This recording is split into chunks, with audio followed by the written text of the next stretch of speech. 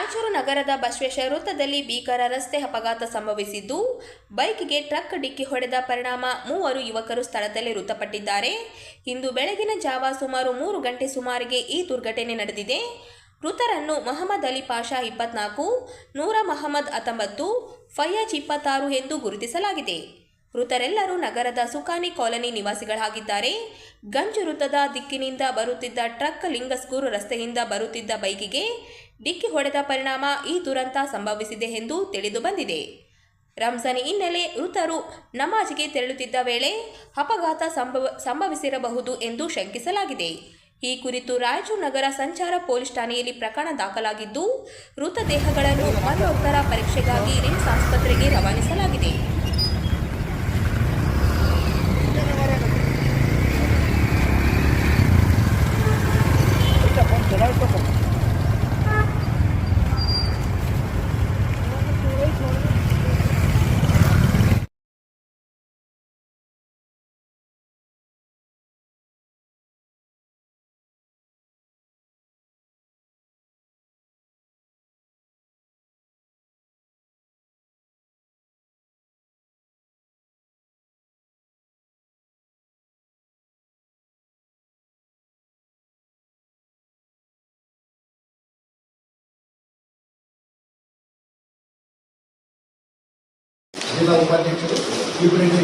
ರಾಜ್ಯದಲ್ಲಿ ಸಿಎಂ ಬದಲಾವಣೆ ವಿಚಾರದಲ್ಲಿ ರಾಜ್ಯ ಸರ್ಕಾರ ಅಭಿವೃದ್ಧಿ ಬಗ್ಗೆ ಗಮನ ಹರಿಸದೆ ಕೇವಲ ಕುರ್ಚಿ ಕದನದಿಂದ ರಾಜ್ಯ ಸಂಪೂರ್ಣ ಬಡವಾಗಿದೆ ಎಂದು ಬಿಜೆಪಿ ರಾಜ್ಯ ವಕ್ತಾರರಾದ ಭಾಸ್ಕರ್ ರಾವ್ ಅವರು ಹೇಳಿದರು.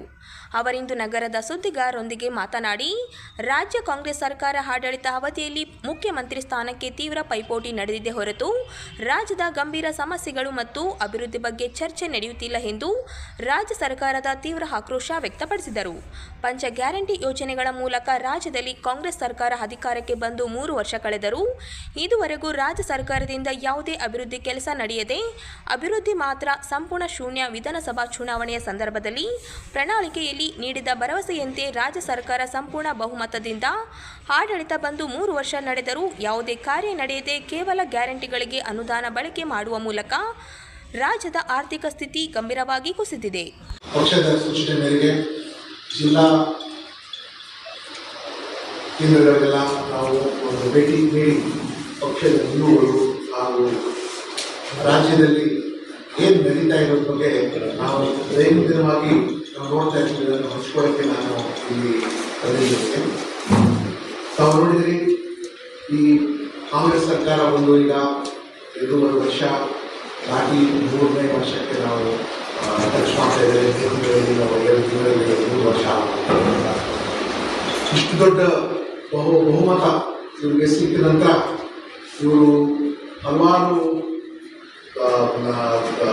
ಪ್ರಾಮಿಸ್ಗಳು ತಗೊಂಡು ತಮ್ಮ ಮ್ಯಾನಿಫೆಸ್ಟೋ ಒಳಗೆ ಪ್ರಣಾಳಿಕೆ ಒಳಗೆ ಇದು ಮಾಡ್ತೀವಿ ಅದು ಮಾಡ್ತೀವಿ ವಿದ್ಯಾರ್ಥಿಗಳನ್ನು ಮಾಡಿಕೊಂಡು ಬಂದ ನಂತರ ಇವತ್ತು ರಾಜ್ಯದಲ್ಲಿ ಯಾವ ಸ್ಥಿತಿಯಲ್ಲಿ ನಾವು ಇಲ್ಲ. ಮುಖ್ಯವಾಗಿ ಒಂದು 5 ದೊಡ್ಡ ಸಮಸ್ಯೆಗಳಿಂದ ನಾವು ಬಂದಿದ್ದೇವೆ. ಇವರ ಆರ್ಥಿಕ ನೀತಿಗಳಿಂದ ನಾವು ನೋಡ್ತಾ ಇದ್ದೀವಿ, state is moving to a financial disaster. ಆರ್ಥಿಕವಾಗಿ ಎಷ್ಟು ಮಟ್ಟಿಗೆ ಕುಸಿದೋಗ್ಬಿಟ್ಟಿದೆ ಅಂದರೆ, ಇವರು 3 ಬಡ್ಜೆಟ್ ಮಾಡಿದ್ದಾರೆ. 3 ಬಡ್ಜೆಟ್ ಆದ ನಂತರ ನಾವು ಬರೋದ ಬಡ್ಜೆಟ್ನೆಲ್ಲ ನೋಡಿ ಇವ್ರಿಗೆ ಆಂಟಿಸಿಪೇಷನ್ ಇದೆ. ಸುಮಾರು 38 ಪದಾರ್ಥಗಳು 38 ಸೇವೆಗಳಿಗೆ ಬಡ್ಜೆಟನ್ನು ಬಿಟ್ಟು ಅದರ ಬೆಲೆಯನ್ನು ಏರಿಕೆ ಜಾಸ್ತಿ ಮಾಡ್ತಾ ಹೋಗ್ತಾರೆ. ಎಲ್ಲ ಕಡೆನೂ ಬೆಲೆ ಏರಿಕೆಗೆ ಫೇಮಸ್ ಆಗಿದೆ. ಹಾಲಿನ ಬೆಲೆ ಜಾಸ್ತಿ ಆಯಿತು, ಎಲೆಕ್ಟ್ರಿಸಿಟಿ ಬೆಲೆ ಜಾಸ್ತಿ ಆಯಿತು, ನೀರಿನ ಬೆಲೆ ಜಾಸ್ತಿ ಆಯಿತು, ಮತ್ತು ಶೆರೆ ಬೆಲೆ ಜಾಸ್ತಿ ಆಯಿತು, ರಿಜಿಸ್ಟ್ರೇಷನ್ ಬೆಲೆ ಜಾಸ್ತಿ ಆಯಿತು. ಯಾವುದಾದ್ರು ಪದಾರ್ಥಗಳು ನೋಡಿ ಎಲ್ಲದಕ್ಕೂ ಕೂಡ ನಾವು ಇವರು ಅಡಿಷನಲ್ ರಿಸೋರ್ಸ್ ಮೊಬಿಲೈಸೇಷನ್ ಅಂತ ಹೆಸರಿನಲ್ಲಿ ಮಾಡ್ಕೊಂಡಿದ್ದಾರೆ. ಅದು ಅಲ್ಲದೆ ನೀವು ನೆಕ್ಸ್ಟ್ ನೋಡಿ, ಇವರು ಏನೇ ರೆವಿನ್ಯೂ ಮೊಬಿಲೈಸೇಷನ್ ಮಾಡಿದ್ರು ಇವಾಗ ರೆವಿನ್ಯೂ ಡೆಫಿಸಿಟ್ ಬಜೆಟ್ ನಮ್ಮೆಲ್ಲರೂ ಗೊತ್ತಿದೆ. ರೆವಿನ್ಯೂ ಡೆಫಿಸಿಟ್ ಬಜೆಟ್ ಅಂದರೆ ದೈನಂದಿನ ಖರ್ಚುಗಳಿಗೆ ನಮಗೆ ಆದಾಯ ಇರೋ ಪರಿಸ್ಥಿತಿ. ಯಾವಾಗಲೂ ಕೂಡ ಒಂದು ಸೌಂಡ್ ಬಜೆಟ್ ಅಂದರೆ ದೈನಂದಿನ ಖರ್ಚುಗಳಿಗೆ ಹೋದ ನಂತರ ಅದರ ಮೇಲೆ ಸ್ವಲ್ಪ ನಮಗೆ ದುಡ್ಡು ಉಳಿದಿದೆ. ಅದರ ನಂತರ ಅದ್ರ ಮೇಲೆ ನಾವು ಕ್ಯಾಪಿಟಲ್ ಎಕ್ಸ್ಪೆಂಡಿಚರ್. ಸರಳವಾಗಿ ಹೇಳಬೇಕು ಅಂದ್ರೆ ನಾವು ಮನೆ ಒಳಗೆ ನಮ್ಮ ಆದಾಯ ಕಮ್ಮಿ ಆದರೆ ಖರ್ಚು ಜಾಸ್ತಿ. ಸೊ ಆ ಸಮಯದಲ್ಲಿ ನಾವು ಮನೆ ಒಳಗೆ ಬೇರೆ ಪದ ಒಂದು ಕಾರ್ ತಗೊಳಕ್ಕಾಗಲ್ಲ, ಅಥವಾ ಒಂದು ಫ್ರಿಡ್ಜ್ ತಗೊಳಕ್ಕಾಗಲ್ಲ, ಒಂದು ವಾಷಿಂಗ್ ಮಿಷಿನ್ ತಗೊಳಕ್ಕಾಗಲ್ಲ. ಅಂದರೆ ಡೆವಲಪ್ಮೆಂಟ್ ರಾಜ್ಯದಲ್ಲಿ ಅದೇ ಪರಿಸ್ಥಿತಿ ಆಗಿದೆ. ಪೆನ್ಷನ್ನು, ಸಂಬಳ, ಮೇಂಟೆನೆನ್ಸು, ಖರ್ಚು ಇತ್ಯಾದಿಗಳು ಏನಿದೆಲ್ಲ ಅದಕ್ಕೆ ಮಾತ್ರ ಅವ್ರಿಗೆ ದುಡ್ಡು, ಅದಕ್ಕೂ ದುಡ್ಡು ಸಾಲದೇ ಇರುವಂತಹ ಮೊಟ್ಟ ಮೊದಲನೇ ಬಾರಿ ಇದು ಸೌಂಡ್ ಬಜೆಟರಿ ಪ್ರಿನ್ಸಿಪಲ್ ಅಲ್ವೇ ಅಲ್ಲ. ಮತ್ತೆ ಅಡಿಷನಲ್ ರಿಸೋರ್ಸ್ ಮೊಬಿಲೈಸೇಷನ್ ಮಾಡ್ಕೊಳ್ತಾ ಹೋಗಿದ್ದಾರೆ. 4 ಸೋರ್ಸ್ಗಳಿಂದ ಮೇನ್ ಇಂಟರ್ನಲ್ ಇವರಿಗೆ ದುಡ್ಡು ಬರ್ತದೆ. ಒಂದು GST, ಸ್ಟೇಟ್ ಶೇರ್, ಮತ್ತೆ ಕಮರ್ಷಿಯಲ್ ಟ್ಯಾಕ್ಸ್.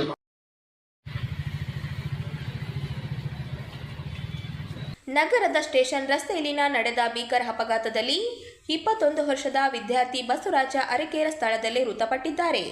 ರಜೆ ಹಿನ್ನೆಲೆ ಕ್ಯಾಂಟರಿಂಗ್ ಕೆಲಸಕ್ಕೆ ಆಟೋ ರಿಕ್ಷಾದಲ್ಲಿ ತೆರಳುತ್ತಿದ್ದ ವೇಳೆ ಆಯ ತಪ್ಪಿ ಬಿದ್ದ ಅವರನ್ನು ವೇಗವಾಗಿ ಬಂದ KSRTC ಬಸ್ ಹರಿದಿದೆ ಎನ್ನಲಾಗಿದೆ. ಬಸವರಾಜ ನಗರದ ಸರ್ಕಾರಿ ಪದವಿ ಕಾಲೇಜಿನಲ್ಲಿ BSc ಓದುತ್ತಿದ್ದರು. ಬಸ್ ಜಪ್ತಿ ಮಾಡಿದ ರಾಯಚೂರು ನಗರ ಸಂಚಾರ ಪೊಲೀಸ್ ಠಾಣೆ ಅಧಿಕಾರಿಗಳು ಪ್ರಕರಣ ದಾಖಲಿಸಿ ತನಿಖೆ ಆರಂಭಿಸಿದ್ದಾರೆ.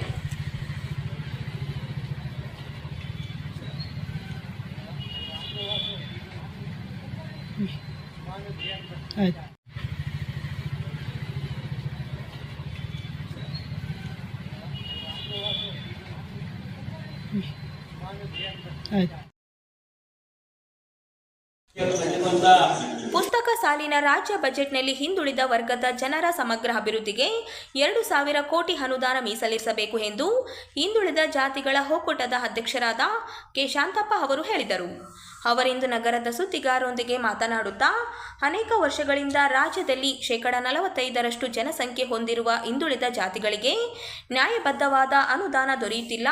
ಇದರಿಂದ ಹಿಂದುಳಿದ ವರ್ಗದ ಜನರು ಅಭಿವೃದ್ಧಿಯಿಂದ ವಂಚಿತರಾಗುತ್ತಿದ್ದಾರೆ ಎಂದರು. ಈ ಹಿನ್ನೆಲೆಯಲ್ಲಿ ಪುಸ್ತಕ ಸಾಲಿನ ಜನಸಂಖ್ಯೆಗೆ ಅನುಗುಣವಾಗಿ ಹಿಂದುಳಿದ ಜಾತಿಗಳಿಗೆ ಹೆಚ್ಚಿನ ಅನುದಾನ ನೀಡಬೇಕು ಎಂದು ರಾಜ್ಯ ಸರ್ಕಾರಕ್ಕೆ ಒತ್ತಾಯಿಸಿದರು. ರಾಯಚೂರು ಜಿಲ್ಲೆಯಲ್ಲಿ ಕೇವಲ ಕಡಿಮೆ ಪ್ರಮಾಣದಲ್ಲಿ ವಸತಿ ನಿಲಯಗಳು ಇವೆ. ವಿದ್ಯಾರ್ಥಿಗಳ ವಸತಿ ನಿಲಯಗಳ ಪ್ರವೇಶಕ್ಕೆ ತೀವ್ರ ತೊಂದರೆಯಾಗುತ್ತಿದ್ದು, ವಿದ್ಯಾರ್ಥಿಗಳ ಅನುಕೂಲಕ್ಕಾಗಿ ವಸತಿ ನಿಲಯಗಳ ಕೊರತೆ ನೀಗಿಸಲು ಈ ಬಾರಿ ಬಜೆಟ್ನಲ್ಲಿ ಹಿಂದುಳಿದ ವರ್ಗಗಳ ವಿದ್ಯಾರ್ಥಿಗಳಿಗೆ 2 ವಸತಿ ನಿಲಯಗಳು ಹಾಗೂ ಅಲೆಮಾರಿ ಸಮುದಾಯದ ವಿದ್ಯಾರ್ಥಿಗಳಿಗೆ ಪ್ರತ್ಯೇಕ 2 ವಸತಿ ನಿಲಯಗಳು ಮಂಜೂರು ಮಾಡಬೇಕು ಎಂದು ಒತ್ತಾಯಿಸಿದರು. ಕರ್ನಾಟಕ ರಾಜ್ಯದ ಬಜೆಟ್ ಮಂಡನೆ ಆಗ್ತಾ ಇದೆ. ನಮ್ಮ ರಾಜ್ಯದ ಸನ್ಮಾನ್ಯ ಮುಖ್ಯಮಂತ್ರಿಗಳಾದ ಸಿದ್ದರಾಮಯ್ಯ ಸಾಹೇಬ್ ಅವರಿಗೆ ಆ ಒಂದು ಹಿನ್ನೆಲೆಯಲ್ಲಿ ಜಿಲ್ಲಾ ಹಿಂದುಳಿದ ಜಾತಿಗಳ ಒಕ್ಕೂಟ ಇಡೀ ರಾಜ್ಯದ ಹಿಂದುಳಿದ ಜಾತಿಗಳ ಒಕ್ಕೂಟ ಪರವಾಗಿ ಕೂಡ ಪತ್ರಿಕಾಗೋಷ್ಠಿ ಮಾಡ್ತಾ ಇದ್ದಾರೆ. ನಾಳೆ 24ನೇ ತಾರೀಕು 2026-27ನೇ ಸಾಲಿನ ಆಯವ್ಯಯ ಬಜೆಟ್ ಮಂಡನೆಯಲ್ಲಿ ಸುಮಾರು ಈ ರಾಜ್ಯದಲ್ಲಿ 45% ಇರುವಂತಹ ಈ ಸಮುದಾಯಗಳಿಗೆ ವಿದ್ಯಾರ್ಥಿಗಳಿಗೆ ವಸತಿ ನಿಲಯಗಳು, ಅಭಿವೃದ್ಧಿ ನಿಗಮಗಳಿಗೆ ನೀಡುವಂತಹ ಅನುದಾನ ಮತ್ತು ವಿವಿಧ ಈ ಸಮುದಾಯಗಳ ಶ್ರೇಯಾಭಿವೃದ್ಧಿಗಾಗಿ ಸುಮಾರು 2,000 ಕೋಟಿ ಬಜೆಟ್ ಮೀಸಲಿಡಬೇಕಾಗಿ ಅಂತೇಳಿ ನಾವು ಕೇಳ್ಕೊಳ್ತಾ ಇದ್ದೇವೆ. ಈಗ ಜಿಲ್ಲೆಯಲ್ಲಿ ವಿದ್ಯಾರ್ಥಿಗಳು ಪ್ರವೇಶ ಪಡೆಯಲು ಅವರಿಗೆ ಸಾಕಷ್ಟು ವಿದ್ಯಾರ್ಥಿಗಳಿಗೆ ವಸತಿ ನಿಲಯಗಳಲ್ಲಿ ಪ್ರವೇಶ ಪಡೆಯಲು ಆಗುವುದಿಲ್ಲ. ಹಾಗಾಗಿ ನಮ್ಮ ಕೋರಿಕೆ ಏನಂತ ಹೇಳಿದ್ರೆ ಬಾಲಕಿಯರಿಗೆ 2 ವಿದ್ಯಾರ್ಥಿ ನಿಲಯ ವಸತಿ ನಿಲಯಗಳು, ಬಾಲಕರಿಗೆ 2 ವಿದ್ಯಾರ್ಥಿ ಹೊಸದಾಗಿ ಪ್ರಾರಂಭಿಸಬೇಕು ನಿಲಯಗಳಂತೇಳಿ ಕೇಳ್ಕೊಳ್ತಾ ಇದ್ದೇವೆ. ಅದೇ ರೀತಿ ಅಲೆಮಾರಿ ವಿದ್ಯಾರ್ಥಿಗಳ ಪ್ರತ್ಯೇಕವಾಗಿ ಒಂದು ಬಾಲಕರಿಗೆ ಒಂದು ಬಾಲಕರಿಗೆ ಕೂಡ ಹೊಸದಾಗಿ ಒಂದು ವಸತಿ ನಿಲಯಗಳನ್ನು ಕೂಡ ಮಂಜೂರು ಮಾಡಬೇಕು ಅಂತ ಹೇಳಿ ಕೇಳ್ಕೊಳ್ತಾ ಇದ್ದೇವೆ.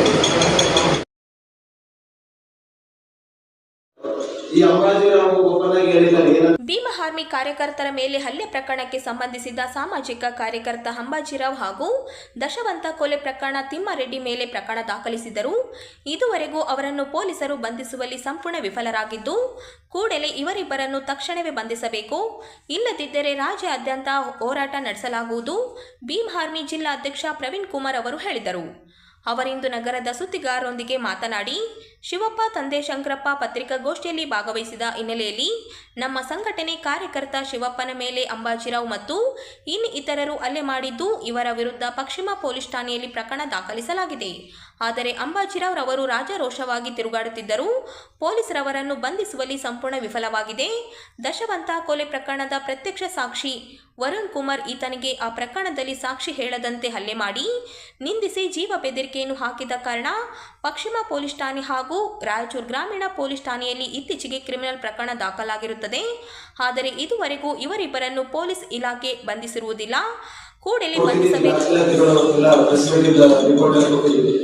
ಮುಖ್ಯವಾಗಿ ನಕಲಿ ದಾಖಲೆ ಸೃಷ್ಟಿಸಿ ಭೂ ಮಾಫಿಯಾ ವಿರುದ್ಧ ಕಠಿಣ ಕ್ರಮಕ್ಕೆ ಪ್ರವೀಣ್ ಅಂತ ಹೇಳಿ ನಾವು ಪ್ರೆಸ್ ಮೀಟ್ ಮಾಡಿದ್ವಿ ಸರ್.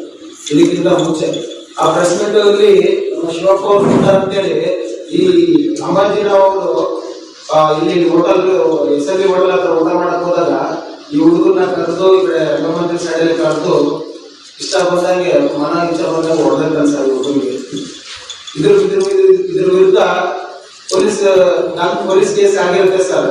ಪೊಲೀಸ್ ಕೇಸ್ ನಂಬರ್ ಬಂದ್ಬಿಟ್ಟು 18/2026 ಶಿವಪ್ಪ ತಂದೆ ಶಂಕರಪ್ಪ ಅಂತ ಹೇಳಿ ಪ್ರೆಸ್ ಮೀಟ್ ಅಲ್ಲಿ ಕುಂತಿರೋದಕ್ಕೆ ಅವ್ರು ಅಂಬಾಜಿರಾವ್ ಹೊಡೆಯೋದು ಎದುರಿಸೋದು ಮಾಡಿರ್ತಾರೆ.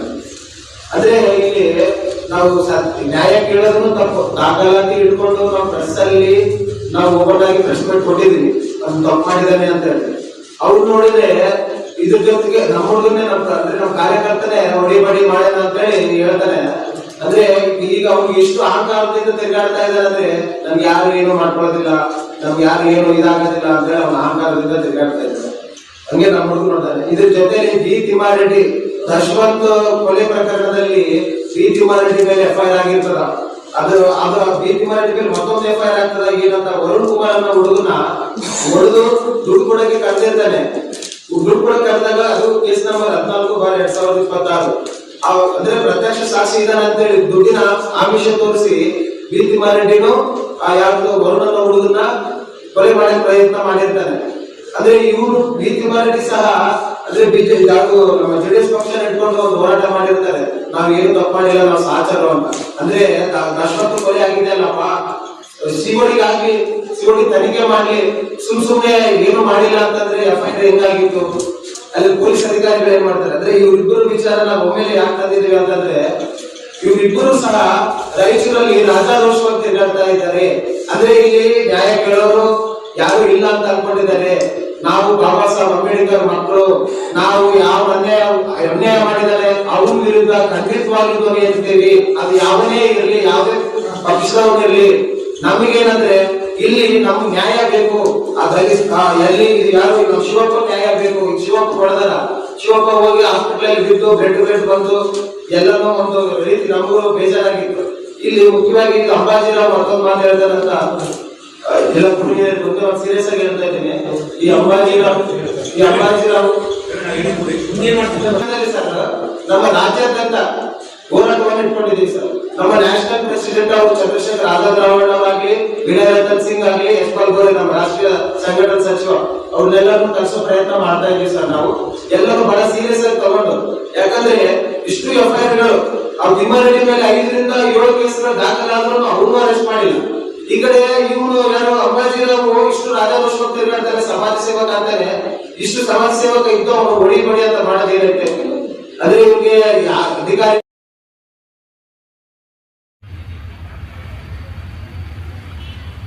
ವ್ಯಾಸಂಗ ಮಾಡುತ್ತಾ ಹೊಟ್ಟೆಪಾಡಿಗಾಗಿ ಕ್ಯಾಂಟರಿಂಗ್ ಕೆಲಸ ಮಾಡುತ್ತಿದ್ದ ವಿದ್ಯಾರ್ಥಿ ಮೇಲೆ ಸಾರಿಗೆ ಬಸ್ ಹರಿದು ಮೃತಪಟ್ಟ ಘಟನೆಗೆ ಸಂಬಂಧಿಸಿದಂತೆ ಸಾರಿಗೆ ಬಸ್ಸನ್ನು ಸಂಚರಿಸಿ ಠಾಣದ ಪೊಲೀಸರು ಶನಿವಾರ 9 ಗಂಟೆಗೆ ವಶಕ್ಕೆ ಪಡೆದಿದ್ದಾರೆ. ಘಟನೆಗೆ ಸಂಬಂಧಿಸಿದಂತೆ ಡಿಪೋದಿಂದ ಹೈದರಾಬಾದ್ಗೆ ಹೋಗಲು ಬಸ್ ನಿಲ್ದಾಣಕ್ಕೆ ಹೋಗುತ್ತಿದ್ದ ಕೆಕೆಆರ್ಟಿಸಿ ಬಸ್ ನಗರದ ಸ್ಟೇಷನ್ ರಸ್ತೆಯಲ್ಲಿನ ರಾಮ ಮಂದಿರ ಬಳಿ ಆಟೋದಲ್ಲಿ ತಳ್ಳುತ್ತಿದ್ದ ಬಸವರಾಜ ಅರೆಕೇರ ಆಯು ತಪ್ಪಿ ಬಿದ್ದಿದ್ದಾನೆ ಎಂದು ಹೇಳಲಾಗುತ್ತಿದೆ. ಹಿಂದೆ ಬರುತ್ತಿದ್ದ ಸಾರಿಗೆ ಬಸ್ ನಿಯಂತ್ರಣಕ್ಕೆ ಸಿಗದೆ ಯುವಕನ ಮೇಲೆ ಅರೆದಿದೆಯಂತೆ. ಘಟನೆ ನಂತರ ಟ್ರಾಫಿಕ್ ಪೊಲೀಸರು ಸಾರಿಗೆ ಬಸ್ಸನ್ನು ವಶಕ್ಕೆ ಪಡೆದಿದ್ದಾರೆ.